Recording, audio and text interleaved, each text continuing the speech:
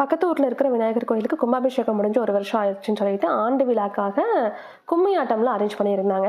அதில் வந்து சஷ்வினும் நானும் போய் ஆடுறேன்னு சொல்லியிருந்தான்ட்டு ரெடி ஆகிட்டு இருந்தேன் அவசரமாக. அப்பயும் மாமாக்கும் ஹஸ்பண்ட்க்கும் வந்து இட்லி ஊற்றி வச்சுட்டு குழம்புலாம் வச்சுட்டேன்.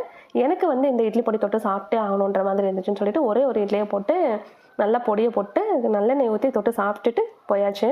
நாங்கள் அங்கே போகும்போதே பார்த்தீங்கன்னா ஒரு 8:30க்கு மேலே ஆயிருந்துச்சு. 8:30க்கு தான் சொல்லியிருந்தாங்க, ஆனால் 8:45 ஆயிருந்துச்சு. அங்கேயும் பார்த்தீங்கன்னா குத்து விளக்கு பூஜையெல்லாம் பண்ணிட்டு இருந்தங்காட்டி அப்போ தான் முடிஞ்சு கரெக்டாக ஆரம்பிச்சுட்டு இருந்தாங்க எல்லாமே. நான் ஜஸ்ட் வேடிக்கை பார்க்க தான் போனேன். சஷ்வின் மட்டும்தான் கும்மி ஆட்டம் ஆடினா.